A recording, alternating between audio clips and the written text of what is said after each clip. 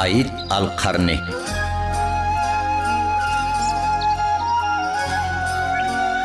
Qamgyn bolma. Bagtly bol. Köşeş, yılgır. Ruh velent bol. Qamgyn bolma.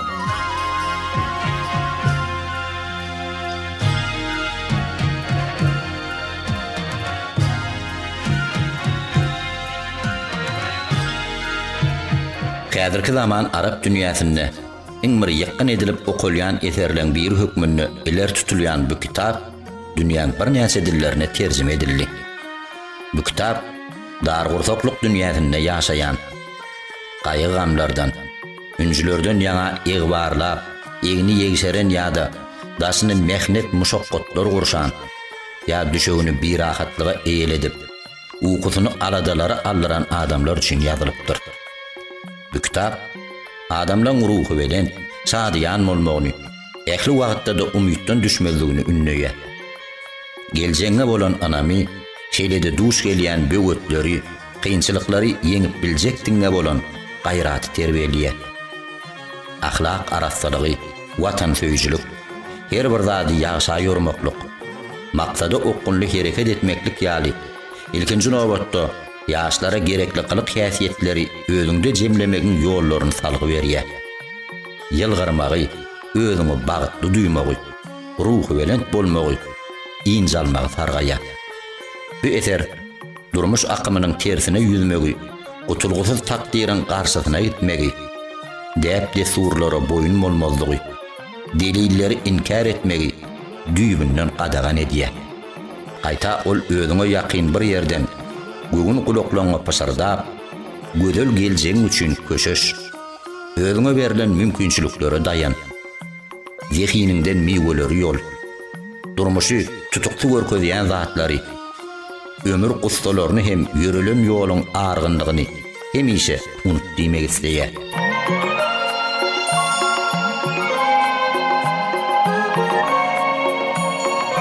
Giriş.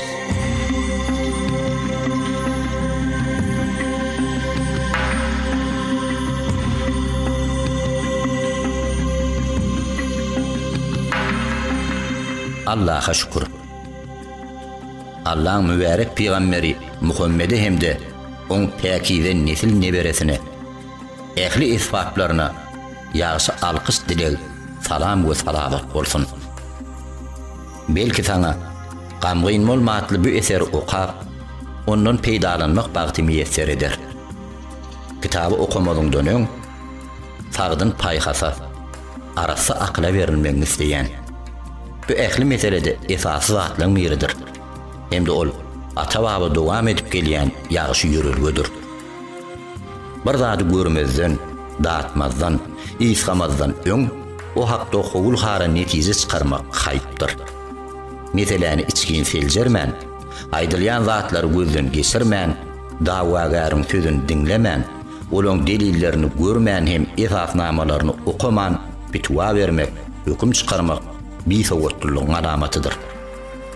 Men bu kitaby dargursakluk dünýäsinde ýaşaýan, gaýy gamlardan, ünjülerden ýaňa ýygbarlap, egni ýegseren ýa-da daşyny mehnet muşakkatlar gurşan ýa düşegini bir rahatlyga eýeledip, uykusyny aladalary aldyran adamlar üçin ýazdym.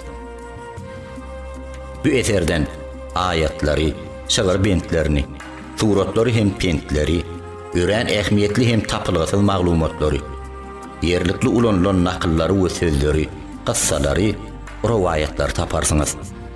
Men o ýere şuglaly hikmetlengen iň nurlusyny eredip goýdum. Olar yaraly ýürekleň, argyn köňülleň, Qamgyn lapkeç göwünleň dermanydyr.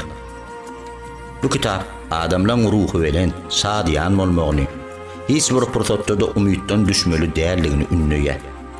Geljeňe bolan anamy, şeýlede duş gelýän böwetleri, kynçylyklary ýeňip biljekdiňe bolan gaýraty terbiýelýär. Ahlak araslygy, watan söýüjülük, her bir zady ýaşa ýormak, maksady okunly hereket etmek ýaly. İlkinji nowbatda ýaşlara gerekli kılık häsiýetleri özüňde jemlemegiň usullaryny salgy berýär. Ýylgyrmagy, özüňi bagtly duýmagy, ruhy bilen bolmagy, iň almagy sargaya. Bu kitap sana şeýle diýe. Ýalgyr hem özüňi bagtly duý. Ruhy bilen bol hem iň al. Bu kitabyň sana ýene bir zatlar aýdasy gelýär. Durmuşy bolşy ýaly kabul et. Durmuşy hud öz bolşy ýaly owlukda, razylykda, ajaýyplykda ýaşa. Bu kitap sen tebiğata ters gelýän hatalaňy, täwlüklerini düzeltmegiňe, ýol ýörelgeler, adamlar, zatlar, wagt hem mekan bilen sazlaşykly ýaşamagyňa kömek eder. Bu kitap durmuş akymynyň tersine ýüzmegi, gutulgusyz takdirin garşysyna gitmegi, däp desurlara boyun bolmazlygy, delilleri inkar etmegi düýbünden qadagan edýär. Aýta ol özüňe ýakyn bir ýerden gögün gulaklaryňa pysardap, gözel geljegiň üçin köşeş. Özüňe berilen mümkinçiliklere dayan. Zehininden meýweleri ýol. Durmuşy tutukly görkezýän zatlary, ömür gussalaryny, ýörelen ýoluň argynlygyny hemişelik unutdymek isleýär. Ilki bilen nazara alynmaly mühim zatlaryň käbirini ýatlatmaz gelýär. Birinciden, kitabyň baş maksady bagtyarlygy, rahatlygy, asudalygy çekmek, ýürekleň giňligini kazanmakdan ibaratdyr. Çünki umid, anam, her bir zady ýagşa ýormak, göwünü giňlik, şadyanlyk, gülleýän durmuşy gapas bilmekdir. Elbetde bulan ehlisi Allah Taala'nın bennelerine bolan mehremligini, geçirimliligini ýatlatmakdan, her bir işte bir Allah'a bil baglamakdan, Allah'ın ediyen her bir işinin elmidamı bizim behvidimiz, bagtymyz üçinligini bilmekden, ýazgyda tenmerip takdire boyun bolmakdan, şu günüň döwrüň özünde ýaşamakdan, geljegi gaýgy edip alada batmazlykdan, Allah'ın bagş eden nimetlerini ýatlamakdan ibaratdyr. İkinciden, bu insan köňülini eýelen, hemde barha kezikdirýän aladalary, gaýgy gamlary, gynançlary, lap keslikleri, bir rahatlıkları hemde terin dumanını, dar gursaklygy, ruhu çökünlügi, umytsizligi, dünýäden doýgunlygy hemde durmuşa höwessizligi gowmaga edilen finançyktır. Üçüncüden, bu kitaba Kur'an-ı Kerim'de beyan edilen cümlelerden degislisini ýygnadım. Peygamberimizin mübarek sözlerinden many mazmuna laýyk gelenini saýladım.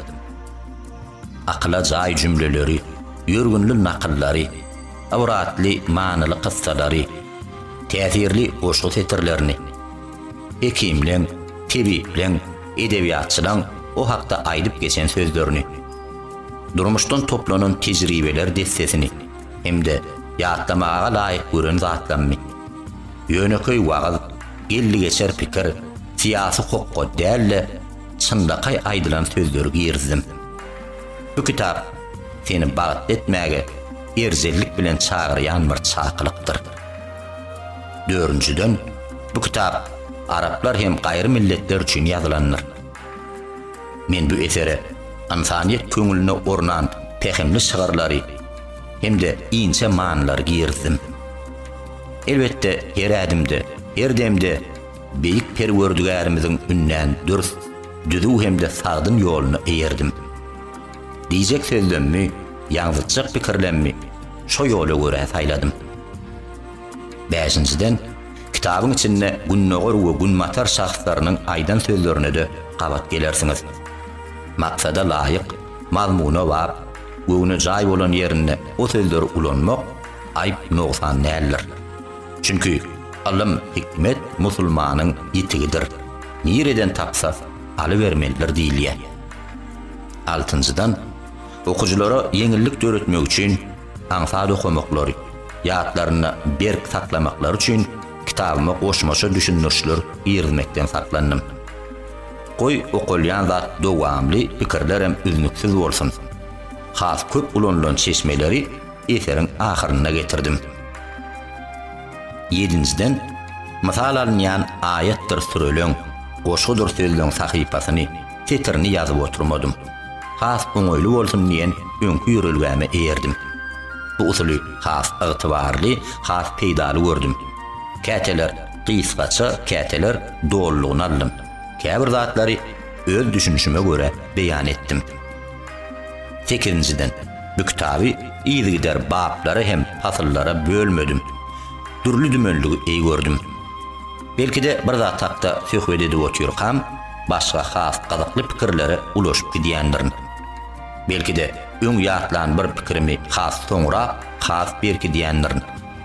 Bu okuja ören gazykly bolmagy, göze gelýuli hemde ýatda galyjy bolmagy üçindir. 9-nji ayatlaň san belgilerini hemde hadislaň delil zanjirini ýazyp, sözü uzaldyp oturmadym. Oşok hadis bolsa, oşokdygyny ýatladym.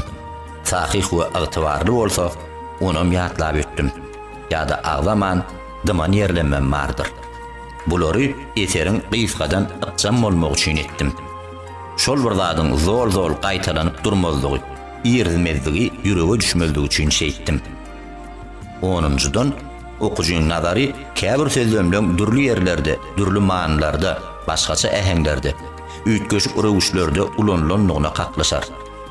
Elbette bu zatlary öz pikirlenmi delillendirmek üçin ulanyp bolýan usullarda peýdalanmagy maksat edipdim. Bir meseleni, bir pikiri, bir näçe sözler, hikmetler, nakyllar, baý maglumatlar bilen delillendirmek has ýatda galyjydyr. Kur'an-ı Kerim'i iyiligider okuyan, on ünnülerini eğeryan adam, muňa basym göz ýetirer. Ine okumaga girişmedinden öň taňa aýtmak isleýän on maslahatym. Bu kitaby okumak isleýänlere berjek ögüdüm. Belki de bu kitap habarlara, gurrunlary, dogruçylyk, hökümleri adyllyk, sözleri ansaplylyk, alymlara anyklyk, garaýşlara berklik, köňül gözlerini röwşenlik çaýmaga kömek eder. Men bu sözler bilen hemmelere ýüzlenýän, hem de o ýerde hemmeler hakdaýdýan. Aýratyn bir topory, aýratyn bir nesli, bir bölek kowmy ýa-da haýsam bolsa bir ülkäni gözüňde tutmaýan. Bu kitap bagtly ýaşamak isleýän her bir adama niýetlenendir. Men bu dürleri ýüpedip öz uğruna goýdum. Güneş bolmasa da ol ýallarap dur. Ay bolmasa da ol ýalkym saçyp dur. On gözleri jadi, maňdaýy mübarekdir. Allaha şükür. On gaşlary, kirpikleri, gözleri hem ýaňaklary görnenen täsin.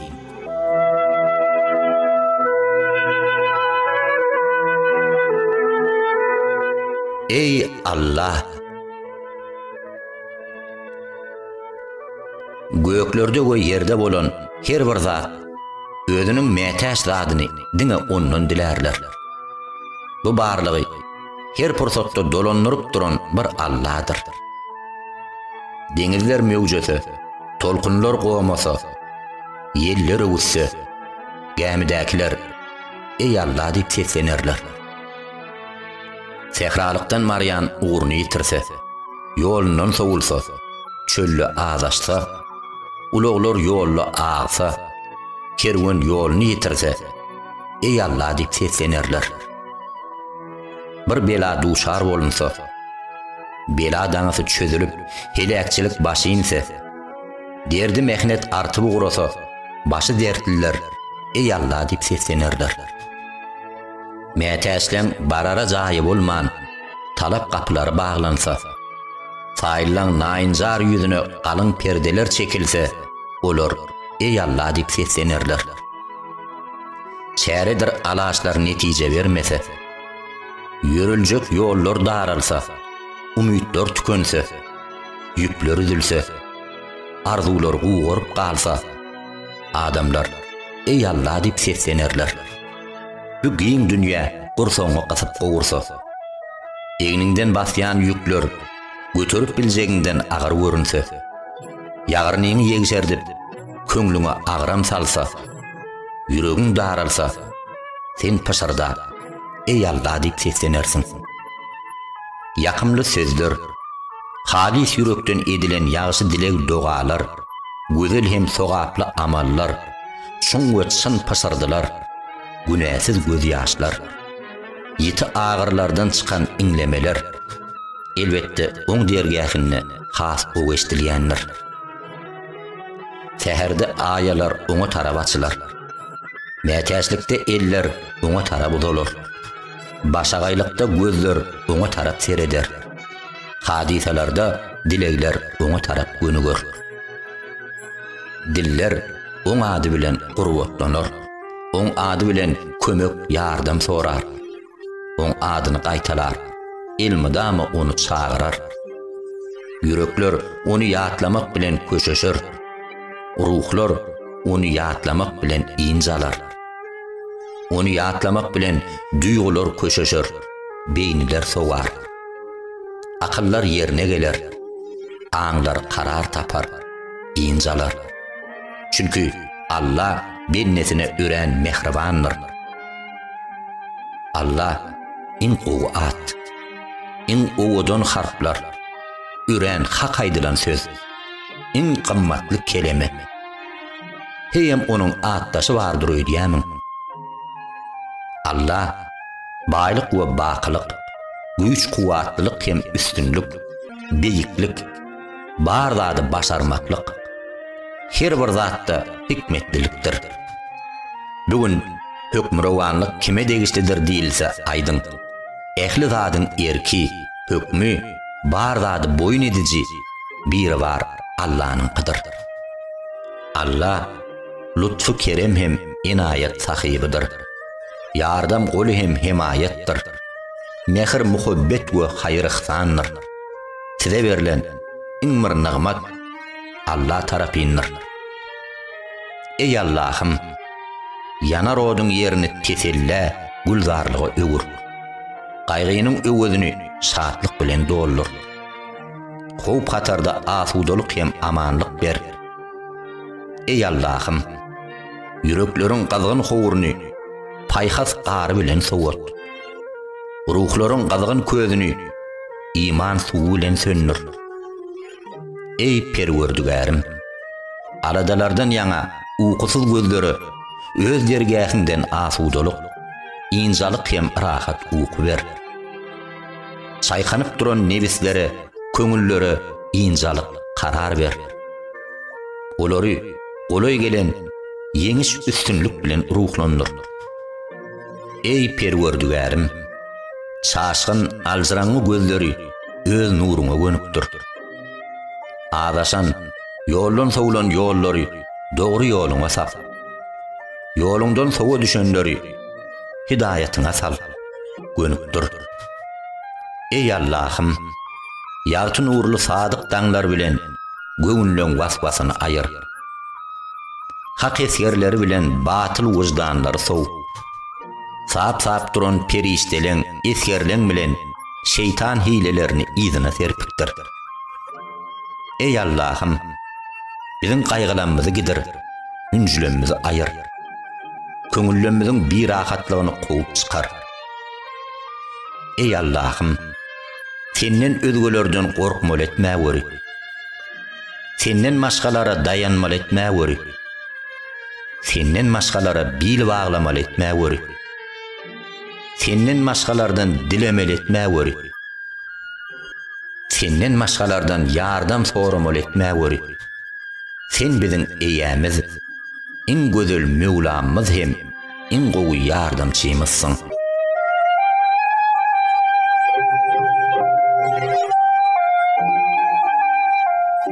Batly bol.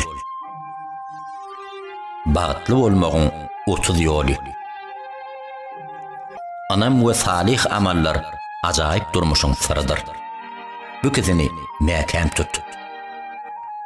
Alym bilim al. Hergiz okumakdan araňy üzme. Bular aladalar gidirer. Täzeden towa dayanna, gabaha diýişler taşla.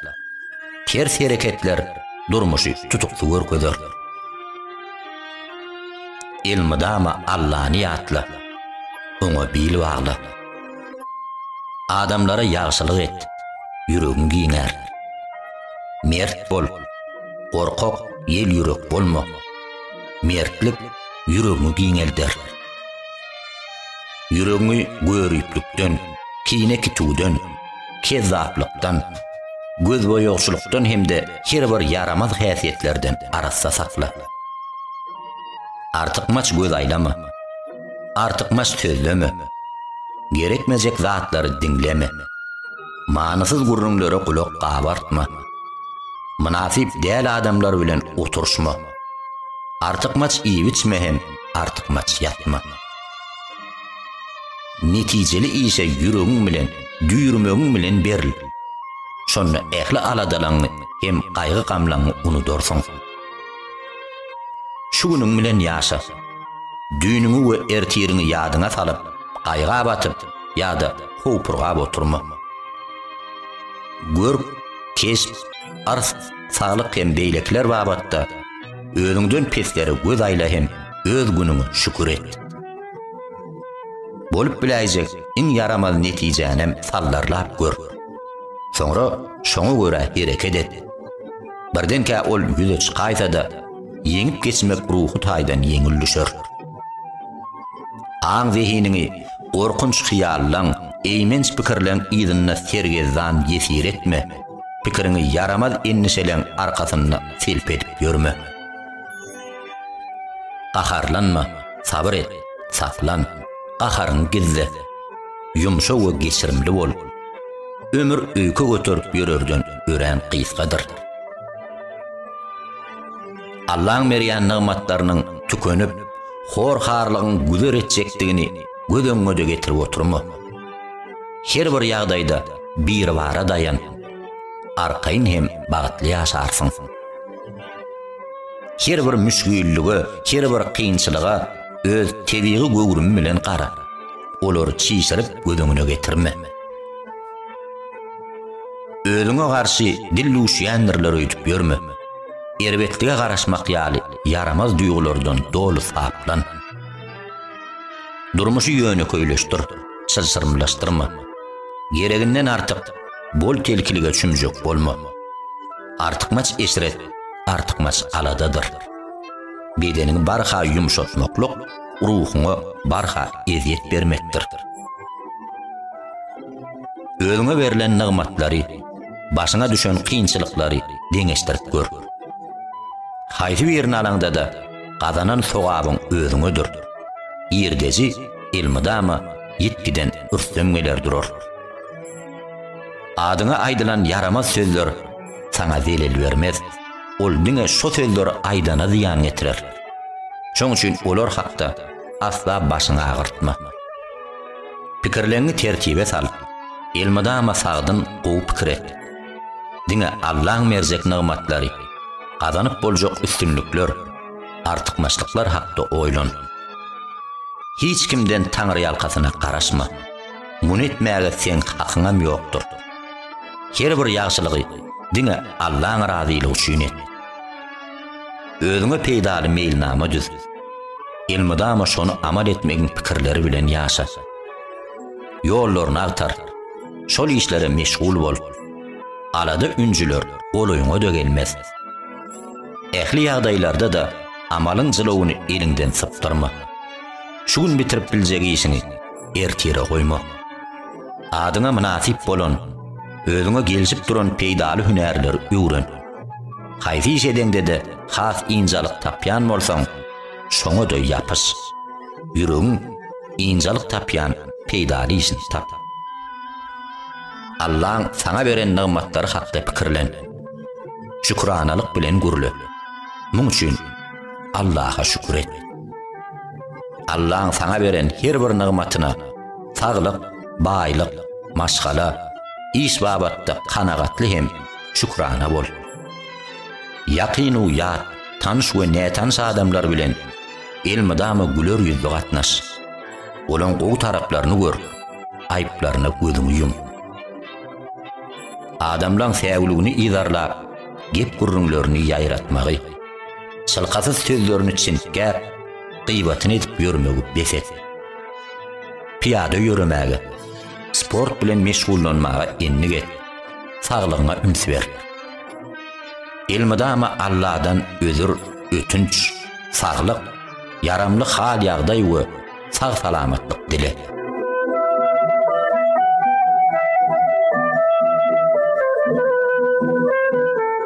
Pikir et hem şükür et. Şükür etmeň manysy dawanyndan depäňe çenli Allah'ın beren nimetlerini çümüp oturan bolsaň, bu nimetler berenin Allah'dygyny ýadyňdan çykarmazlyktır. Siz Yaradanyň beren nimetlerini sanap, soňuna yetip bilmersiňiz. Beden saglygy, ýurt asudalygy, saçagyňda iyi biçgiň, süňüňde egin örtgüň barlygy, demalary howa, qanara suw tapdyrýan bolsa, dünýäň wajib nigmaty sen elinde eken. Sen bolsa bu zatlary duýmaýan. Sen ýaşap ýörsiň. Ýöne özüňde bar zadyň kymmatyny bilmeýän. Allah Taala sizi aýdyň hem pynhan nigmatlar bilen bezedi. İki gözüň bar, bir diliň, iki dodogyň bar, iki eliň, iki aýagyň bar. Siz Allah'ın beren haýsy nigmatyny görmezlige salýaňyz. Ayaklan bilen ýörep gidibermek aňsat meselemi. Kyn zat däldir. Ýöne eger ayaksyz galan bolsa, alajy näme? Tirsekleňe daýanyp garyňa galarsyň. Eger gollaň kesilen bolsa näme? Sen dünýäni undup gözüňi uykudan gandyrýansyň. Aladasy, agyrsy başdan agyp uykusy gözden şondur näme? İstemenlik bilen iýän naharyň qany biçýän soğuk suwuň nigmat dälmi? O ýerde duz zadyp bilmän, dert azaz yararly, istäs tutulup, boğazyndan bir damja suw içmeýänler bar ahyry. Kulagyň eşitip duranlygyny ýadyňa sal. Allah seni kerlik, güňlük keselinden aman saklap ýör. Gözüň görüp duranlygy hakda pikir et. Allah seni körlük apatyndan gorap ýör. Sagdyn süňüňe seret. Allah seni pislikden, heýwereden abat saklap ýör. Akyl huşuňa, aňa göz aýla. Allah seni öz akylyňda, öz aýagynda saklaýar. Däli mejnun, akylyndan azaşan etmändir ahyry. Bir gözüňe derek, dağlar ýaly altyn hödürleseler çalşarmydyň? Eşitiş ukuyuňa derek, owak dolu kümüş teklip etseler satarmydyň? Diline derek, bağ bostanly, gül çemenli köşkleri satyn alyp, lal galasyň gelermi? Gatbar merjen monjuklary, dur dänelerni derek, oluk galasyň gelermi? Sen şeýle bir bol kelki nigmatyň, jan saglygynyň içinde ýaşaýarsyň. Ýöne bu zatlara ähmiýet bermeýän. Ilmidama aladaly, ünjüli, gaýgy gamly tukat gezip ýörsiň.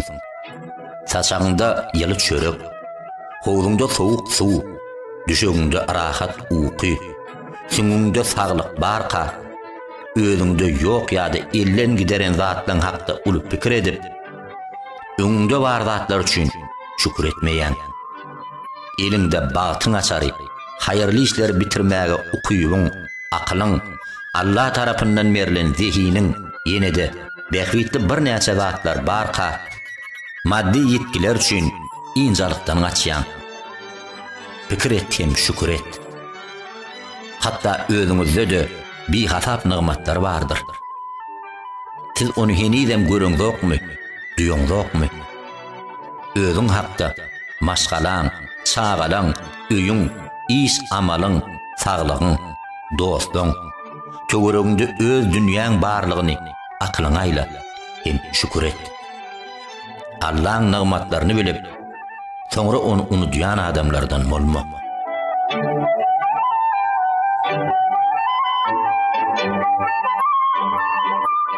Geçen geçti.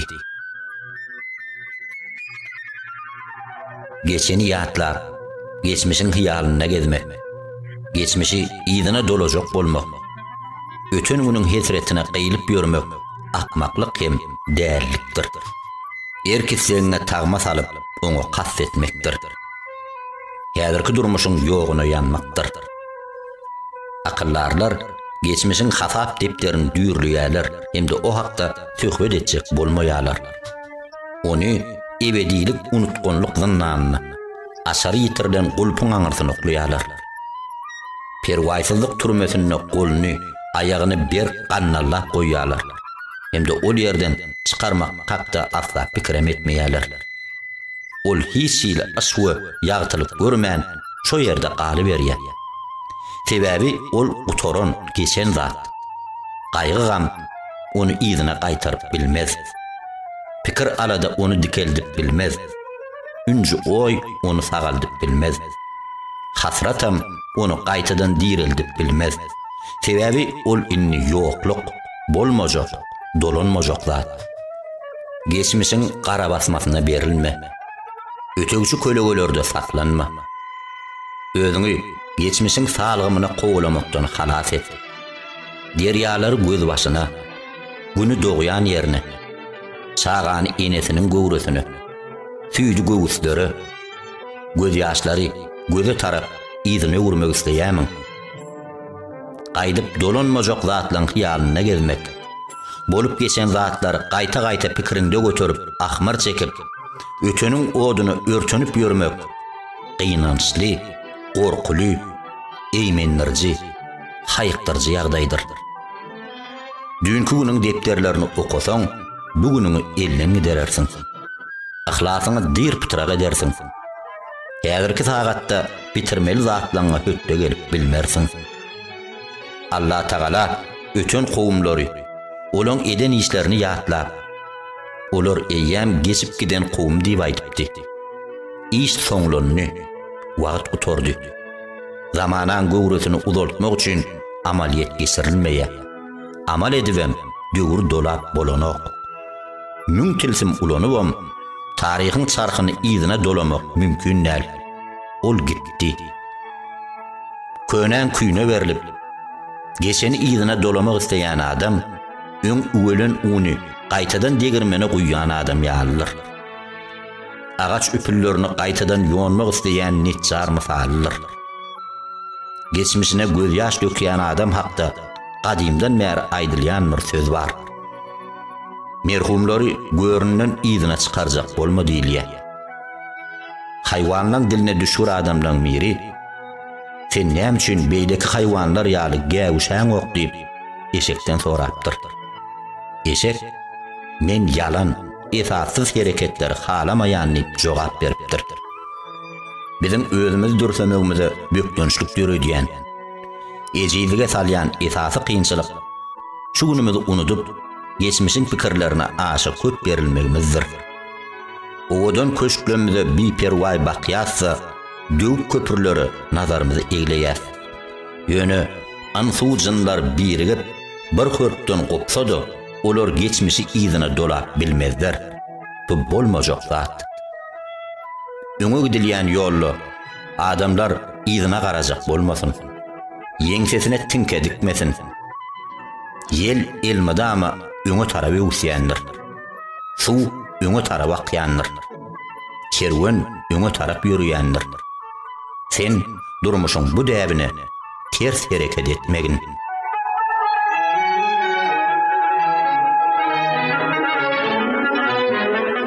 Tanqid teyene göz gelmek. Gününden nägile, Allah'ın mereninden ne şükür, nağmata bigadir adamlar, arfal berýän we etjek işini anyk bilýän, beýik yaradandanam närazy bolup, bir bardan zeyrenýärler. Yer onsoň ýazgy, günäsi çökdür bolan ikimiz ýarlar, şeýle adamlardan näme garaşdyn? Olara uluk abartjak bolsaň, onda durmuşyňy uruş darkaş bilen ötürmeli bolýan.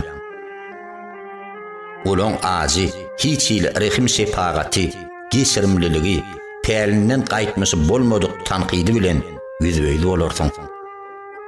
Sen olaň bil gaslaýyn, öň torja edilen sapaklaň öňünde döwülermiň. Bilgeçliň kemsitmelere çydam etmän ejizlermiň. Çydamly bol. Beýik bolarsyň. Gaýalar ýaly dım, haýwatly bolarsyň. Depeňden inýän dolu dänelerim saňa gelip urlanna, özde ulsundursyň. Mäkämlik, sarsmazlyk, ýan mermezlik beýikligiňi, başarnyňy hem barlygyny saklap galmak üçin zerurlukdyr. Eger desen bu deýilli adamlaň boş gurrunlaryna kulağını gabardyp, olaň hörpünden gopjak bolsaň, öz arzularyny dälle, olaň matlaplaryny hasyl etjek bolsaň, onu durmuşyňy bulandyryp, ömrüňi saňa garmaly bolarsyň. Ey adam ogly, olara görä gopmady, elmadama ýaşy niýetde, ýaşy amalla, ýaşy edepde bol. Olardan ýüde gur. Olaň edýän hile mekirliklerinden hiç wagt ýerlenme. Ansan gatnaşyklary sözlügünde olaň bu bişeýkel tanqytlary köpçüligiň saňa bolan hormaty hökmüne terjime edilýär. Jemgyýetdäki ornuňa, agramyňa görä sen tanqydyň teýenen artar durar. Sen hiç mahal olary agazdyraklap, agzyny baglap bilmersiň. Dillerini daňyp bilmersiň. Ýöne sen olaň teýenesini, tanqydyny öz hoşgulaw häsiýetiň, haýır işe ahlasyn, olaň sözlerine bolan biperwaýlygyň, gurrunlaryna üns bermezdigiň bilen ýere depin edip bilersiň. Artyk maçgalyk häsiýetleň, haýır sahabatlaň, şähtaçyk güler ýüzlüligiň bilen o häsiýetleňe has köpöldüp, egri ýerleňi düzetmek arkaly olaň hindi burçuyalı azap duran ağızlarına su sepip bilersin. Eger desen, ehli adamın yanına salihatli, hiç kimin göğününü yıkmayan, ehli noksanlıklardan sağ adam olmak istesen, sen bu maksadına hiç wagt yetip bilmersin. Bu senin bolmajak zady isleýänliňi aňladýar. Çünkü ehli adamlaň göğününden turmak mümkün nädir.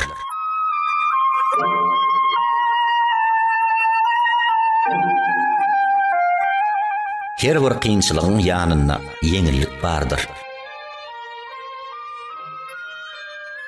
Ey adam ogly, açlygyň soňuna dokluk, teşneligiň soňuna ganmaklyk, uýgusuzlygyň soňuna rahat ýatmaklyk, hastalygyň soňuna saglyk bardyr.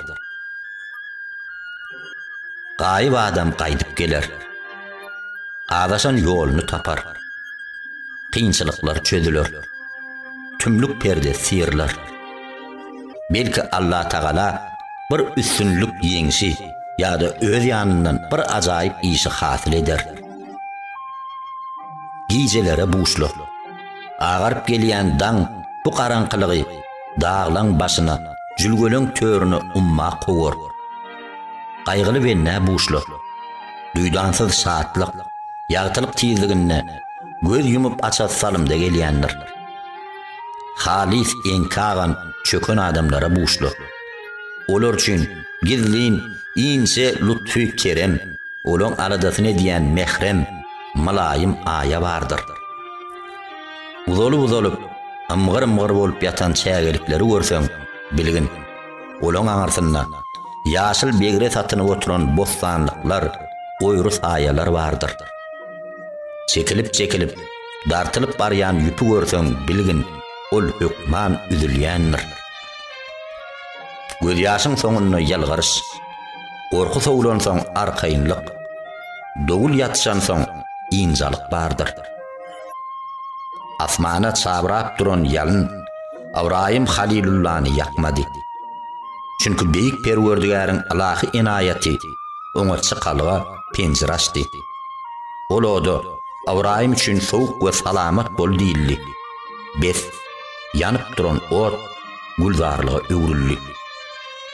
Sarpanyp ýatan deňiz Musa Kelimullahny ýutmady. Çünki oň ýüreginden çykýan ses batly we anamly ýanglanýady. Ýok, çünki meni dogry ýola gönükdirýän Perwerdigärim meniň bilendir. Deňiz iki böwsüldi. Ötöre ýol açyldy. Bular halas boldy. Gowakda gizlenen Hazreti Muhammed Resulullah öz ýollaşyny Finasy beýik ol Perwerdigär biziň bilendir diýip ýollaşyny köşeşdirdi. Olar şeýdip howpsuzlyga, gutulşa, rahatlyga gowuşdylar. Wagtlaryň kynçylyklaryň ýesiri, ötöwçi ýagdaýlaryň uly bolýan adamlar durmuşda kynçylykdan, agramçylykdan, darlykdan, argınlıktan, ıskın mıdarsızlıktan başgalady görmezler. Sebebi bular diňe jaýyň diwaryny hem howlyň girilgesini görýärler-de durýarlar. Ahaw adamlar görünmeýänem bolsa, kapy bar bolsa, aňarsynda bir zadyň hükman bolaýmalygyna akyl ýetiriň, aň edin, göz aýlaň ahyry. Batly pikirleň jylawyny şol diwarlaň aňarsyndaky zatlara tarap gönükdiriň.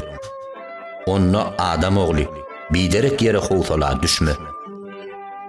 Şol bir ýagdaýyň elmydamy dowam etmegi mümkin däl. Saatyklara garaşyp gezmegiň özi abadatdyr. Günler ötögçi, döwür çalşagan, gizeler sırly, gaýyp zatlaň üstörtülgi. Allah'dan başga hiç kim hiç zat bilmez. Hiç kim hiç zady kepil geçip bilmez. Ehli zady adyl çözücü Allah her gün öz ornundadır. Belki Allah Taala mundan soň hayırlı işler hafil eder. Elbette her bir kynçylygyň ýanynda yeňillik, hezillik bardyr. Her bir kynçylygyň ýanynda hükman, yeňillik bardyr.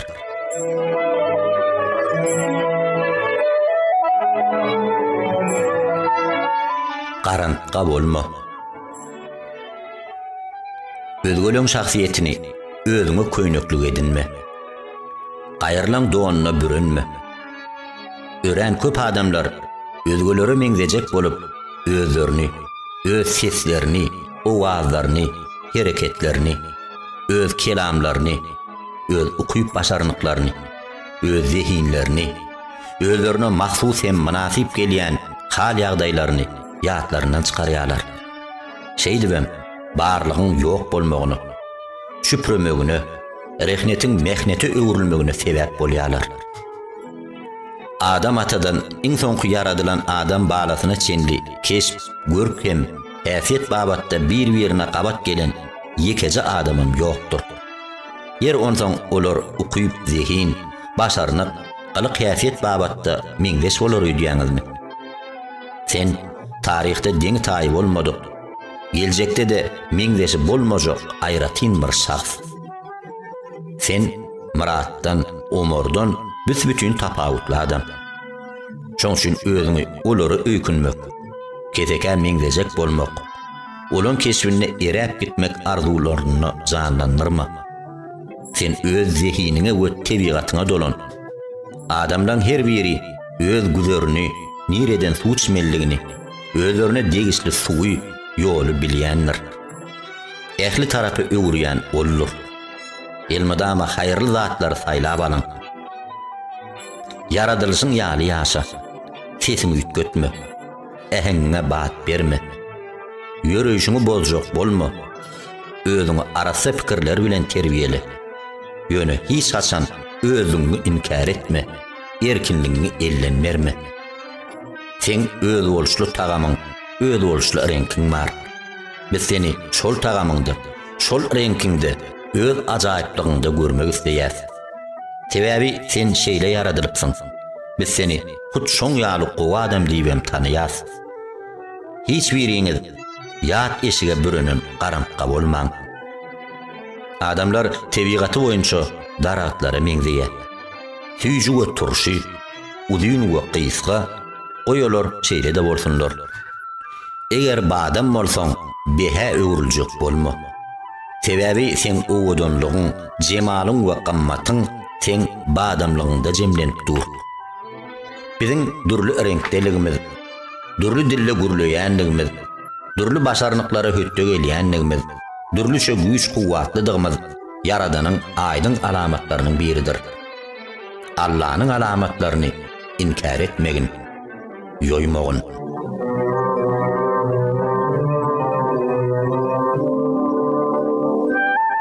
Gamgyn bolma. Çünkü sen dün qynanyp, qylyp, daryp gördüň. Sana qara şaýlyk haýır degdimi? Ogluň işi gurukmady. Qynananyň bilen üstünlük gazandymy? Ena taň aradan çykdy. Öte gylanyň bilen ýyzyna direlip geldimi? Tövdada çöktün, qayğa çümdün. Darğanın bilen yetkiler girdejäge urilmi? Gamgyn bolma. Sen bir bela beter üçün gama battın. Qayta etse dert qazandyň. Garyplyga qyyldyň. Qayta artykmas qayı gussa çolanyň. Görüp bahyllaň her bir söz üçün ezir çekdiň. Şeýdibem olaň heşelle kakmagyna kömek etdiň. Bir yaramaz iş yüz beräýmesinni dogula düşüp hasrata batdyň ýördüň. Emma o bolmady. Uğur örtönünün halli. Gamgyn bolma.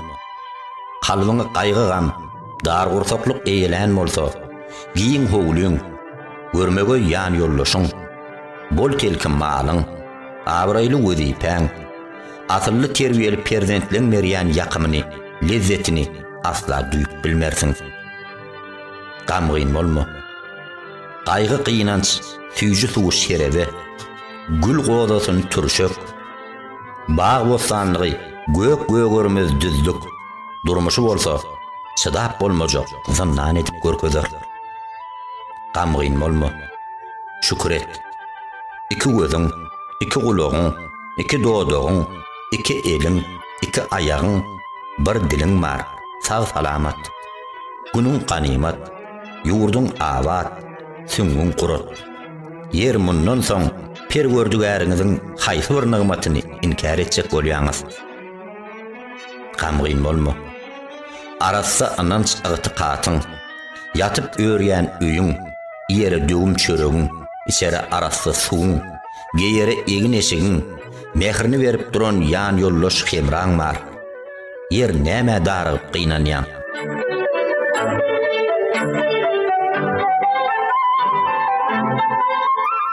Bugün sen günüňdir. Sen her gün hakda şeýle pikir et. Seher bilen sagaman öğren bolsaň, garaňky agşamyň aladasyna baş agyrtma. Sen diňe şu günüňi bilip ýaşa. Haýry şeri geçip giden düýün marada da, eniz gelmedik erkir hakda da agyr oýlara batma. Bugün sen üçin dogdy.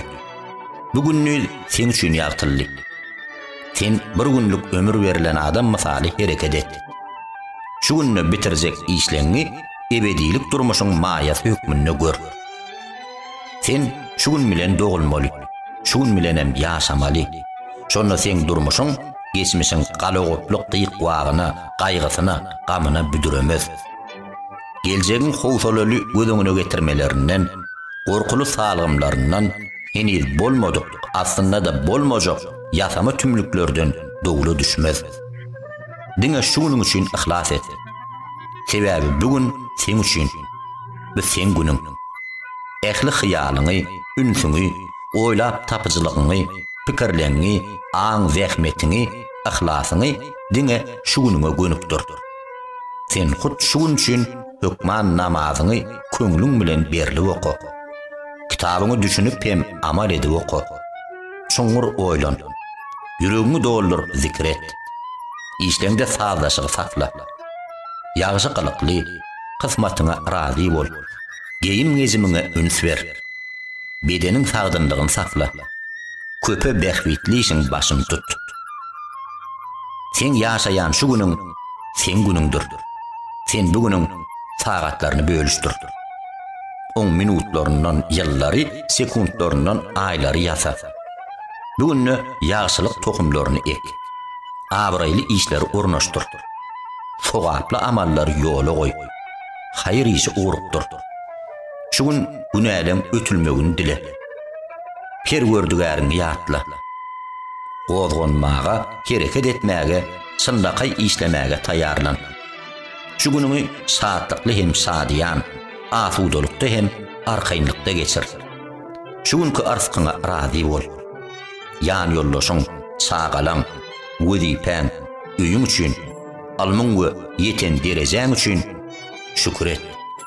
Allahyň sözleri ýadynda bolsun. Berenlerime al we şükür et. Sen bugünü gaýgy gamsyz, darykmasyz, öýkö kiýnesiz, yaramaz niýetsiz we görüplik etmän geçir. sen yüreğin törüne, kalbın tahtasına, hatta oturuyan stoluna da bir bölük cümleni yaz. Bugün sen bağıtlı günündür. Sen şu gün mele mısık çöreği iyen bolsan, düğün ile katı çörek ne edip zelil versin ya da gelerine karşılayan yönü heniz gelmedik ertiyerin çöreği ziyan edip biler mi? Eğer şu gün yakımlı, yokumlu ve durus uçayan bolsan, ne için düğün kuğunun duğullu, levik suğunu yatlap bir rahat bolcak görecek. Ya da ertiyerin kazgın suğunu gözüne getirip örtünce oturacak. Sen bu polot duydansız, çıdamlı, dözümlü erkine yüreğin bilen anansan, ol bağıtlığını senli yaşap bilmerniyen batıl qarayışı dide çökürörsün. Şu pursatda, şu günün her bir pursatını öz dünyanı kurmağın, özünü berkitmegin, okuyup zihinini östürmegin, ruhunu taplamagın, nefsini peklemegin uğruna bağış edersin. Her pursatı neticeli ulanmağa çalışarsın. Sen özüne ait. Gel şu gün qoğu hem yakımlı gürlemeğe enlik edeyin. Pahiş sözleri dilime almayın. Sadkasız gürlemeyin. Sögünmeyin. Gıybat etmeyin. Gel şu günlükçe üyümü hem iş stolumu tertibe salayın. Özümü ağram salmazdan, duygulamda büdüremezden şu günün islegini höwes bilen yerine getireyin. Bu nizamlılık hem tertipliliktir. Men diňe şu günüm üçin yaşayın. Şu gün yugunoyun, bedenimi arastalayın. Özüme seredeyin. Üstüme serencan siratıma üns bereyin. Yürüyüşümde, gürleyişimde, her bir hareketlemde sazlaşığı, sıpaylığı hem sirdamlılığı saklayın. Diňe şu gün pergördügärimin tagat üçün ihlas bilen ibadet edeyin. Borçlanmy, namazdanmy kamil we dol yerine getireyin. Nipil namazlarına muqayın. Kur'an'a berleyin. Kitaplanma gözaýlaýyn. Qymmatly maglumatları belläp alayın. Peýdaly kitaplar okaýyn. Diňe şuň üçin ýaşamaly bolsa, goý şeýdeýin. Gel şu gün yüreğime mertebe nahallaryny oturdup, hayır hasylyny gämikledeýin. O ýerdäki şer daragtyny, onuň ulumsuluk, özüne göwnü ýeticilik, iki yüzlülük, görüplük, kineçillik, içiki tuğluluk, göz boyawçylyk, zanny yamanlyk ýaly tikenli şahalaryny kökü bilen sogurup çykaýyn. Men şu gün özgölere peýda bermek, ýagşylyk etmek üçin ýaşaýyn. Herkese hayır ihsan, gözel işler edeyin. Sarkaw hastalan halini soraýyn. Kadası dolanyň janazasyna görneýin. Adaşanlara yol görkedeyin. Ağaçları doýuraýyn. Gaýgyly adamlary gaýgysyndan açaýyn. Naçar mazlum bilen bile duraýyn. Ejide şefaat edeyin. Agyr güne uçuranlara duýgudaşlyk kefelli bereyin. Alımlar hormatlaýyn. Kişilere rahim edeyin. Ullur silaýyn. Diňe şuň üçin anam bilen ýaşaýyn. Diňe şuň üçin ihlas edip işläýyn. Ey ötüp giden, tamamlanan, yok bolan geçmiş. Sen şol batan günüň ýaly bolup, men dünýämden, aladalamyň aňarsyndan aýrylyp ötägit. Men sen üçin ağlamaryn. Gidenine göz ýaş dökmörün. Mundan soň seni ýatlap duranlygymy bir gezegem görmersiň. Sebäbi sen bizi taşlap, bizi terk edip, bizden uzaklaşyp gitdiň. Biziň ýanymyza inni ömürlerde gaýdyp gelmersiň. Ey gelecek, sen heniz gaýyp älemde. Men hyýaly arzular hem garabasma düşler bilen iş salşmaýan. Men özümi heniz bolmadyk, belkem asla bolmajak gorkulary, howsalalary eýeletmerin. Men heniz yaradylmadyk zatlary tapmaga, almaga howlugmaryn. Sebäbi ol heniz yarylmadyk zat. Ol entek aslynda ýok, hiç ýerde ýatlanmaýan zatdyr. Şu gün seniň günüňdir ey insan. Durmuşy hakyky öz ajaýyplygyny hem gözelligini görmek isleýän adamyň bagtyarlyk sözlügündäki iň owadan jümleler şolar bolmalydyr. Bugün sen günüňdir. Sen onu diňe gowluk hem gözellik bilen ötür. Diňe şunuň üçin ihlas et. Çünkü bütün gelecek her günkü şunlardan ibaratdyr.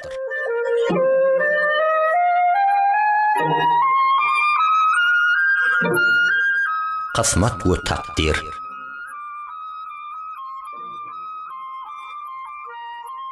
Zeminne we sizin özüňizde yüz beren her bir bela beter size inmezinden owal kitapda yazlanır. Galamyň siyasy uğradı. Sahypalar agdaryldy. İş bitti. Her kimin arsyga rozy ömrü durmuşy ýazyldy. Aýt, Allah'ın yazanından başka zat alnımıza gelmez. Sana sataşan zat adaşıp ya çağıp düşünlerler. Hayırdır bir zatın yalnışıp sana inmege hakkı yoktur. Şu mekam ananç yüreğinde ornasa, ansaf vicdanında berkese, karar tutsa, belalar peşkese, kıyınçılıklar terpaya öwürler. Durmuşda bolup geçýän her bir waka, hadisa sen döşüňe dakylýan orden medallar. Allah kime ýagşylyk etse, onu taplamak, has oğunları taýýarlamak üçin kynçylyklara duçar eder. Şoň üçin agyry, dert, binjalyk, kesel ýa-da ýakynlardan biriniň ýogalanmagy üçin ýa-da maliýe ýetkileri, ýangyna uçuran emläkliň üçin şuňur hasrata batyp oturmagyn. Bu zatlaň ehlisini Allah Taala owal anyk kesitledi, takdir etdi. Durmuşda diňe hükman bolaýmar zatlar bolar. Ezelli dülen ýazgyt daňlary durmuşda çözüldi. Bolmaly zatlar bolmalysyna laýyk ýüze çykdy. Hiç zat bize bagly däl ýaly görünse-de, biz insanlar öňümizde keseren zatlaň, ýagdaýlaň, mümkinçilikleň has ogusyny, hayırlysyny, sogaplysyny saýlamaga ymtylmalylar. Ehli gowzatlar, hayır ihsanlar Allah'ın elinde. Kötül kıyınçılıklara, ağır günlere, çöktür ýagdaýlara sabır etsek, muň üçin Perwerdigäriň berjek bir hasap sogaby peşkeşi bar. Üstesine günälerden hem ýuwulyp bolýar. Başy derde sataşan adamlara mübarek bolsun. Olaň Allah'ın razyligi üçin bu zatlara edýän sabry hergiz boş goýulmaz. Alyanam, berýänem, saklaýanam, oy berýänem Allah'dır. Ehli zat diňe Allah'ın elindedir. Takdiri ananyp, ýazgyda amykly bil baglaýansaň, sen degnalan ner bilen köşeşmez. Nebis bilbilen injalyk tapmaz. Sana gabat gelmeli zatlar hükman sataşar. Senin üçin özüňi hasrata gark etme. Ýazgyt galamy uğrady. Olunni owalky ýazgydy üýtgedip bilmez. Ýykylyp barýan diwar durdumak, akyp duran suwuň öňüni beklemek, ötüp duran ýeliň uğruny bökdemek, ýeli öwsmekden saklamak, aýnan döwülmekden saklamak elimden gelýär diýseň, ören ýalňyşýan. Bu zatlar sen men islegime garamazdan dogry däldir. Takdir edilen muňa hükman uçurar. Kaza oky durmuş meýdanyndan parran geçer. Ýazgyt bolmolsy ýaly ýüze çykar. İsleýänler anansyn, isleýänler ananmasyn. Hala ananyň, hala ananmaň.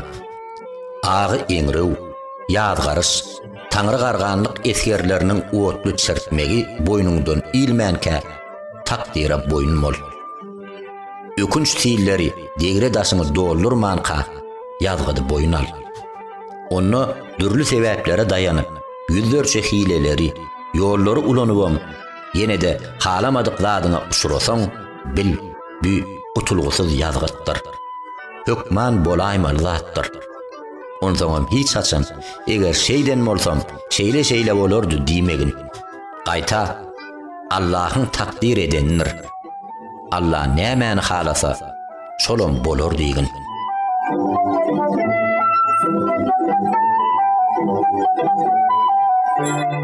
Gelýänse, geljegiň gaýgasyn etme.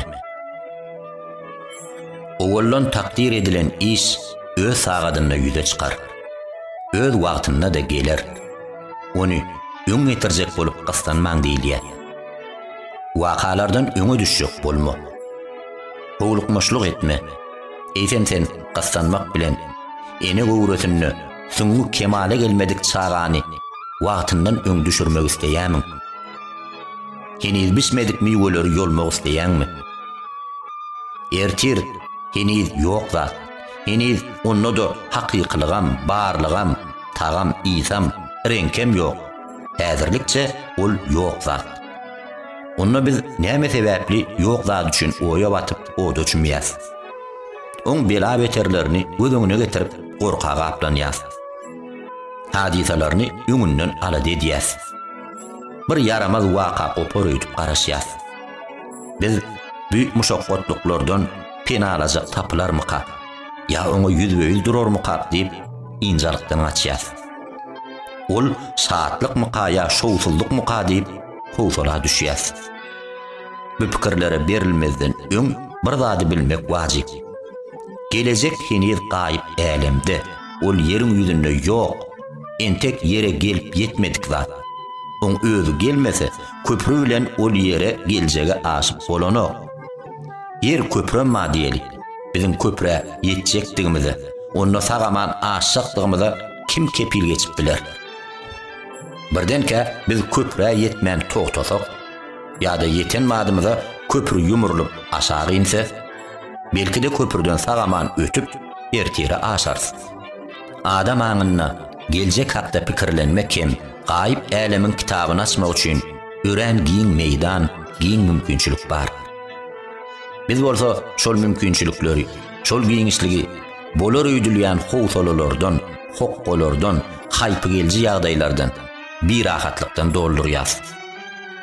Bu bir tarapdan ýasama gorky, beýleki tarapdan yamanlyk tamasyna ýörülýär. Tama etmek bolsa şeriat taýdanam, akıl taýdanam ýazgarylýan hadisedir. Ol kölegeler bilen görüşüp ýa-da gowulaşyp ýörmek masallar. Adamlaryň köpüsi geljegi aç, ýalaňaç, horhomsy, keselçilikli, garyp pukara, çykkansyz ýagdaýlardan dolu halla gözüňe getirýärler. Bu pikirleň ählisi şeytan medresesiniň aňlara ýollaýan ikrarnamasydyr. Ýoksa şeytan size garyplygy wada berer, gabaha dişlere itekler. Allah size magfiret wada berer, büyük mertebeler eşiler diýilýär. Ören köp adamlar ağlayanlar, yüzleri kussallar. Näme düşünýäňizmi? Ertir ajgaryn öýdü. Ýene bir ýyldan kesellärin öýdü. Ýene 100 ýyldan kıyamet gopar, ýaşaýyş tükener öýdü aglaýarlar. Öz ömrü gaýry bir ýeriniň, ýagny Allahyň elinde bolan adam bolmadyk zatlar üçin howsala batmaga hakly däldir. Adam özüniň näçe ömür sürjegini bilen ok. Şoň üçin nämeler boljagy, näme belli geljegi gaýgatmellerdir. Ertiriň özü ýanyňa gelýänçe oň pikirini terk et. Halis bolmasa öz gelýän mihmany, ýagny geljegi yaramaz, oňoýsuz pikirler bilen garşylama. Ertiriň kıssasy bilenem, gussasy bilenem işin bolmasyn. Ertiriň dartgynly wakalar üçin bugün başyňy säm etme. Sebäbi sen ilki bilen şu günüňi öňürmegiň aladasyny et. Nämedir bir zada geň aljak bolsaň, öz pikirlerini, öz dünýälerini heniz günü dogmadyk, entek ýagtylyp görmedik, ertir üçin sarp edip, nesye sewda edýänlere geň al. Udyn tamakinlikdan häzir bol.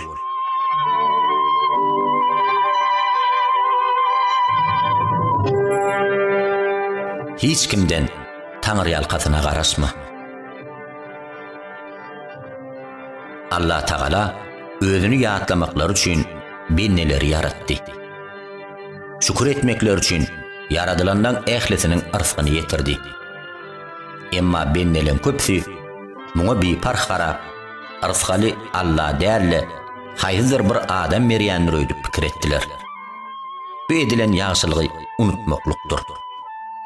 İnsan nefsinde inkar edicilik, kadir bilmezlik, jebir jepa edicilik häsiýetler agdyklyk edýär.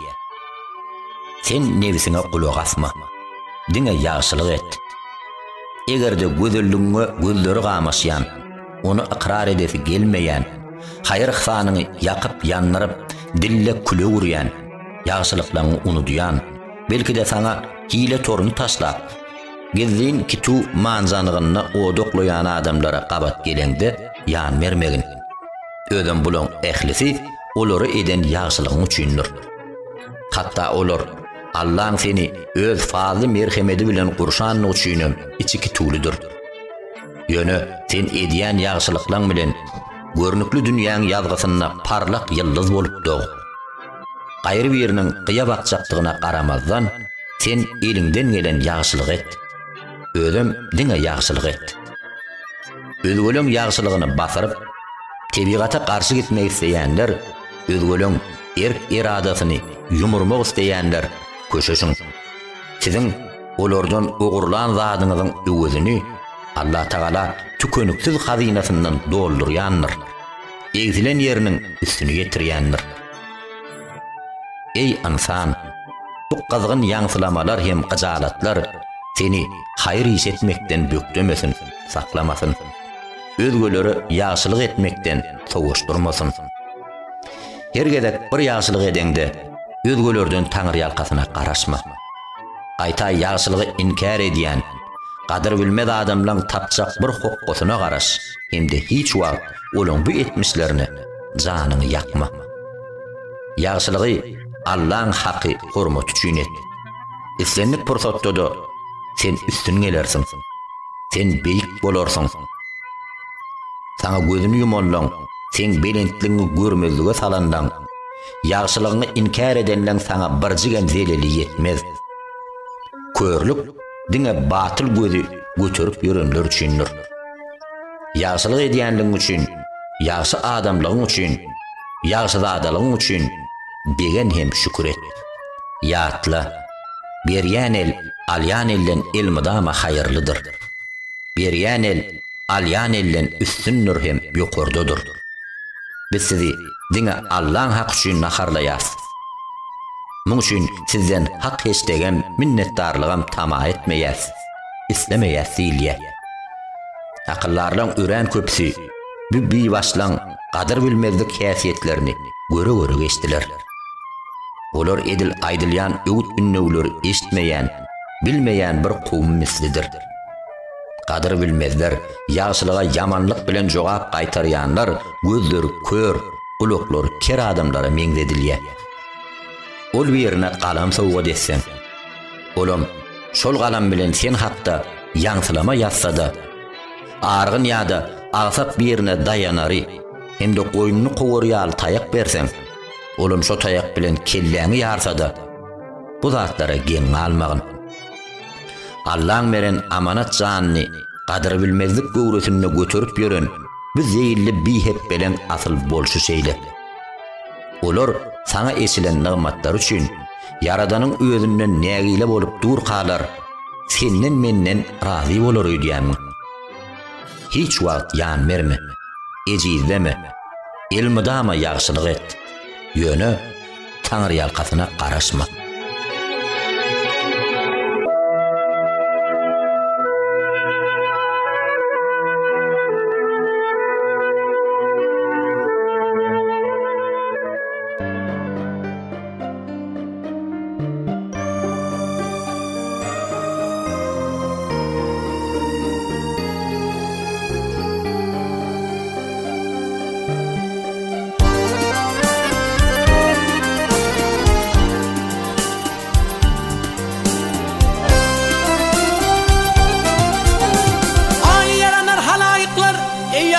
Halayıklar bu derdime çare yoktur. İyili günü dost yarmey, başka bir gam olmuyor. Bana uğradı yarın gami, peyda etmez tevhid emin. Hal haleyli eylemen melhemde şu kezele çare yok.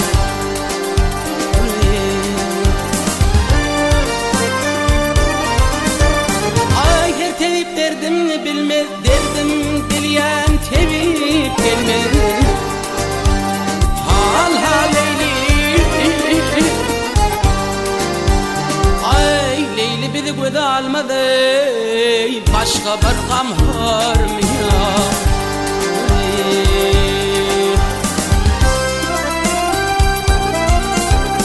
Ay tevipler erdamen sizin, tevipler erdamen sizin, inni el çekeverin menin. Al Leyli,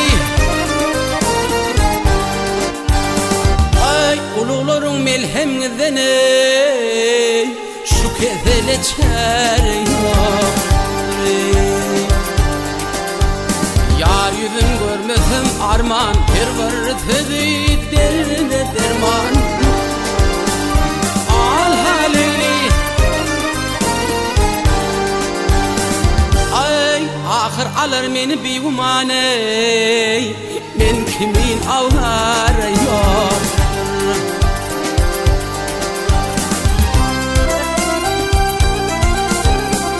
Eşidin menin darımni, eşidin menin darımni, gözden akan humarımni. Hal Leyli, ay aşkallı gözden okuymay, uha minne barım yoktur. Mecnun aydar eylep bari, Leyli kıydan haridari.